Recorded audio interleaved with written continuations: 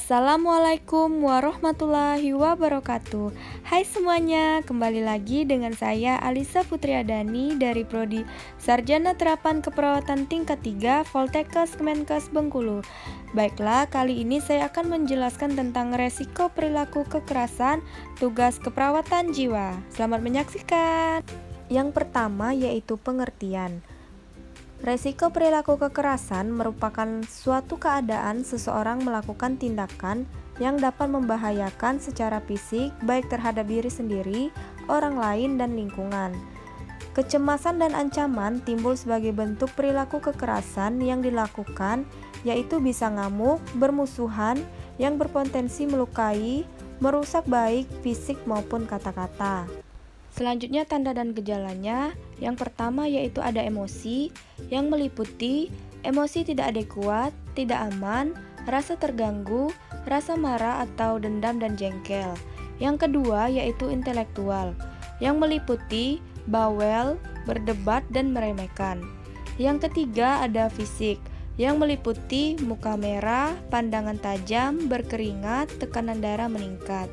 Dan yang keempat yaitu spiritual yang meliputi tidak bermoral, kebejatan, kreativitas, terlambat. Yang kelima yaitu sosial, yaitu menarik diri. Selanjutnya ada faktor terjadinya perilaku kekerasan. Yang pertama faktor predisposisi.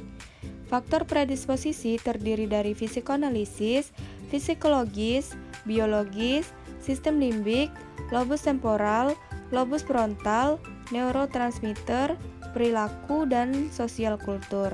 Yang kedua, faktor presipitasi. Faktor presipitasi dapat bersumber dari klien, lingkungan, atau interaksi dengan orang lain. Kondisi klien seperti kelemahan fisik, keputusasaan, ketidakberdayaan, percaya diri yang kurang dapat menjadi perilaku kekerasan. Adapun penata laksanaannya, yang pertama penata laksanaan medis yang meliputi nozinan sebagai pengontrol perilaku psikososial. Yang kedua, haloperidol untuk mengontrol perilaku merusak diri. Yang ketiga, trihexyphenidyl dan ECT untuk menenangkan hiperaktivitas. Yang kedua, penata laksanaan keperawatan terdiri dari psikoterapeutik, lingkungan terapeutik, kegiatan hidup sehari-hari atau ADL, dan pendidikan kesehatan. Selanjutnya ada konsep asuhan keperawatan pada klien dengan resiko perilaku kekerasan atau RPK. Selanjutnya pengkajian. Yang pertama identitas pasien meliputi nama, umur, jenis kelamin, pendidikan, agama, pekerjaan, status mental, suku bangsa, tanggal masuk, tanggal pengkajian, ruang rawat, dan alamat.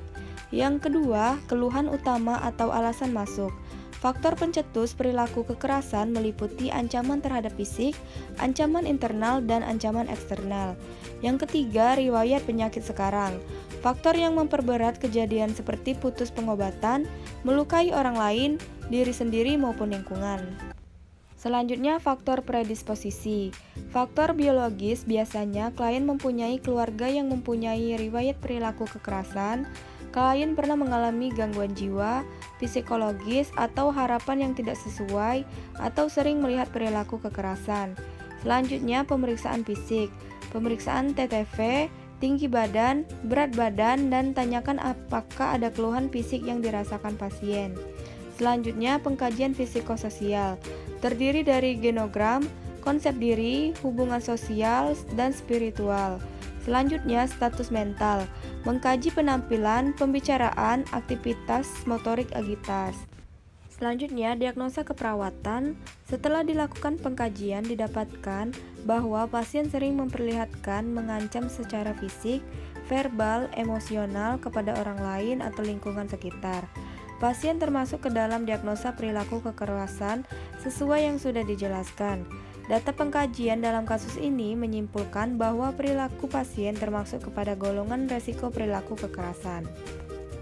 Untuk intervensi keperawatan pada pasien dengan resiko perilaku kekerasan dapat dilakukan dengan pemberian teknik mengontrol perilaku kekerasan dengan pemberian yang pertama SP1, cara fisik yaitu relaksasi, tarik napas dalam serta penyaluran energi.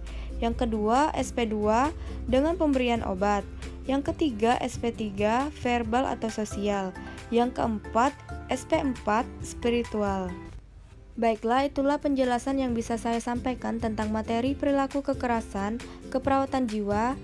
Bila ada salah saya mohon maaf. Wabillahi taufiq walhidayah. Wassalamualaikum warahmatullahi wabarakatuh. Bye bye.